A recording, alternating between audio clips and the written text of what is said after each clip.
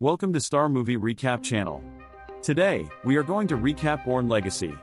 The film starts with a guy Mr. Cross in an alone training mission in the Alaskan wilderness. His challenges included persevering through frigid temperatures and frosty waters, facing off against a pack of wolves, extreme mountain climbing, and challenging navigation tasks. As a genetically enhanced super spy, he was required to take 2 pills referred to as shims. The green pills lift physical capacities while the blue pills enhance mental capacities. The emergency arose when tasked Treadstone and its updated partner Blackbriar and their connections to specialist Jason Bourne was on the verge of exposure by British investigative journalist Simon Ross. This is happening prior to Ezra being put under investigation. Ezra Kramer shares his concerns with retired U.S. Admiral Mark Turso. Meantime, in Virginia, retired Air Force Colonel Eric Byer, an insider who previously regulated the projects, was told at the public examination measure bunch drag in Washington, D.C. Eric Byers, who led the beta program called Activity Result, composed of a group to douse a data spill. This association undermined the 4 essential undercover tasks Treadstone, Blackbriar, Result, and Larks. In the meantime, in London's Waterloo Station, season correspondent Simon Ross was killed. Eric becomes quiet.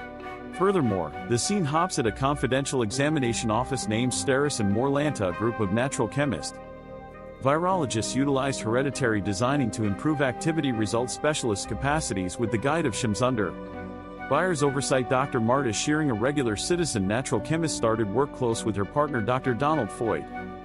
Result Specialist 6 was nearby for an exhaustive actual assessment regarding exercise. Byer coincidentally found a possibly harming video on the web that took steps to uncover the whole result program. The video, recommended in association between Dr. Albert Hirsch, the clinical head of Treadstone, and Dr. Dan Hillcott, the clinical head of Results. This revelation frightened Byer, who communicated his feelings of trepidation to Terrence Ward, the senior VP for Camden Precision Metrics. He was apprehensive about a possible FBI investigation and scrutiny from the Senate Select Committee on Intelligence into their secret operations, fearing that the investigation could uncover Treadstone in their Result program. He set out to eradicate all traces of the Result program to prevent its discovery, including all of its 9 active agents in Alaska. Cross managed to overcome the challenging terrain, reaching a remote cabin occupied by another Result agent 2 days early. Cross broke the record by several days, which was originally the cabin's inhabitant. Turns out Result 3 had been banished there due to his romantic involvement with someone in NYC. Noah Vossen raised an alert about an approaching danger. He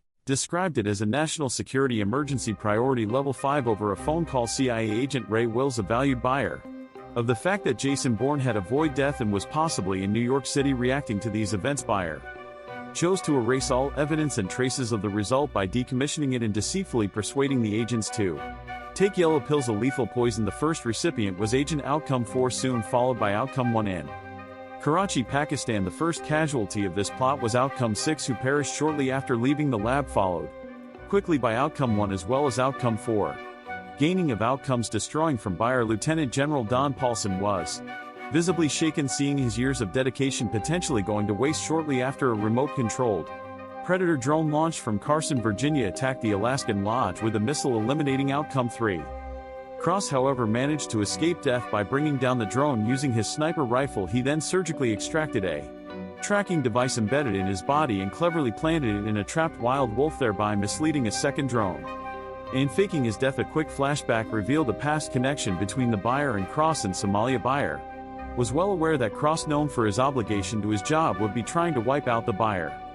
Conceptualized their jobs as sin-eaters, individuals who shouldered the moral burdens and questionable acts, thereby ensuring the sanctity of the rest of their organization. They were a necessary evil for the greater good. Meanwhile, Byer sought to wipe out remaining traces of the Outcome, including its affiliated research lab Steris and Morlanta Laboratories. A scientist there, Dr. Donald Foyt, was manipulated into a state of violent frenzy through chemical, compelling him to slaughter several of his colleagues. When cornered by law enforcement, he opted to end himself. Drive Marta Shearing was the sole survivor of the horrifying lab onslaught. Simultaneously, Cross managed to steal an airplane and escaped Alaska, later materializing in a parking garage in Chicago. There he accessed hidden identity paraphernalia, wallets, passports, license plates, etc., preparing himself for the next phase of his eastern-bound escape after the lab attack. As Dr. Shearing was preparing to leave town to see her sister, a group of 4 agents drove up to interrogate her in her secluded home in the woods, including clinical psychologist Dr. Connie Dowd without authorization. Special agent Larry Hooper snooped around the house while drive. Dowd talked about traumatic shooting incident. Dr. Shearing became increasingly suspicious and argumentative and demanded that they check Dr. Foot's blood work to determine why he became psychotic rather than grill her or search her house. Suddenly they fiercely attacked Shearing and were about to execute her when Cross came out of nowhere and interrupted. In saving her, the backup shoots at them and Cross runs into the basement. His pursuer runs in and Cross defeats him with ease. He then scales the building and kills Dowd with one shot. He goes to calm Dr. Shearing, who remembers him with one assailant left. Cross shoots through an entryway, killing the man as fugitive. Shearing expected to be the name June Monroe from Bethesda, Maryland, and he pretended his name was James. Shocked, Cross learned that Dr. Shearing, who had monitored him for 4 years, knew him solely by his code outcome number 5. He informed her about outcome's termination, leading to the elimination of everybody linked to the program. He believed he needed his program medication to maintain his improved capacity. Shearing revealed the live virus to produce the medication was at a remote Stereo Pacific lab in Manila. Cross had been viled off the green pills, making his physical upgrades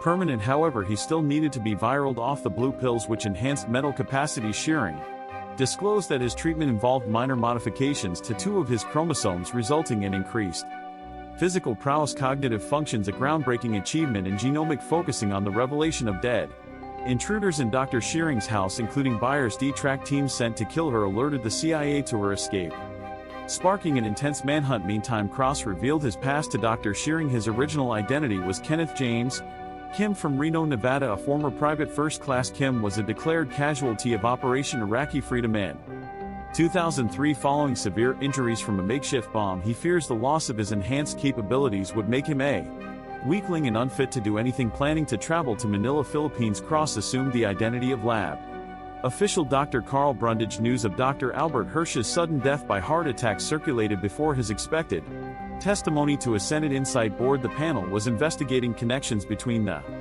controversial CIA program Treadstone and the fugitive Jason Bourne. Simultaneously, Dr. Shearing was portrayed as a troubled figure in a USA Today article clouding the examination concerning the lab shooting that left 6 dead. Arriving in Manila after a non-stop flight from New York, the fugitives gained access to the Steris and Warland lab as Dr. Shearing infused Cross with the live virus to stabilize his enhancements. The CIA was closing in, having learned that outcome Agent 5 was seeking meds under the alias Dr. Carl Brundage. Just as Shearing finished the injection, 3 security officers entered, leading to a swift altercation as Cross incapacitated them all effortlessly during their getaway. Previously a lab lockdown, they blended into a crowd of workers, managing to also knock out security manager Mackey and take his valuable gold watch. After receiving the viral shot, Cross and Shearing laid low in a flophouse, battling sweats and weariness. Cross finally overcame his dependency on the blue pill medication. The next day, the local police was alarmed about the 2 fugitives, and as Cross wakes up, he finds out Shearing was out to buy medicine. On her way back, she sees the house about to get raided and screams, which alerts Cross. They both take off, and we find out the CIA ordered pursuit by a deadly chemically brainwashed Asian super soldier named Larks-03, who was flown in from Bangkok in a frantic bid to rejoin with Shearing. Cross traverses rooftops, eventually locating her in an alley where he dispatches 2 policemen. As they navigate the city, they are spotted by the formidable assassin and soon defied by a swarm of police cars. Spotting the hitman, Cross acts quickly, making a daring leap onto a passing bus. With Shearing, the relentless chase continues, with the pair making a getaway on a motorbike, weaving through traffic as the assassin and police close in. The hitman's attempts to sabotage their escape by crashing a bus into their path fail, causing him to crash his own vehicle and switch to a motorbike instead. A close encounter leads to Shearing kicking the assailant, making him collide into a pillar, but also results in them losing control. However, they figured out how to survive the intense chase unscathed. Back at the CIA base, Buyer is confronted with a chilling message "No more" scrawled in the mirror from the local location where Cross had spent the night. Meanwhile, Noah Vossen was in a consultation affirming about the mishandling of the Treadstone program and the subsequent creation of Blackbriar to deal with rogue operatives. He admitted obliviousness about Pamela Landy's motivations for aiding an enemy of the United States, Jason Bourne, and introducing unsanctioned admittance to delicate reports, yet he demanded the harm was contained before any further harm could occur outside. Reporters swarm Landy, speculating about her possible indictment as she silently navigates towards her car. As for Cross and Shearing, they managed to escape Manila, trading the Rolex watch for passage on a local fisherman's boat and sailing into the uncertain future. And there you have it, folks. If you enjoyed the journey we took in this film, don't forget to give it a thumbs up and hit that subscribe button for more exciting content. Take a moment to dive into the excellence of the original film. Trust me, it's worth every second. Thank you for being part of today's adventure. Your support means the world to me. Remember to turn on notifications so you never miss a future upload. I can't wait to see you all again in the next video. Until then, stay awesome, and goodbye.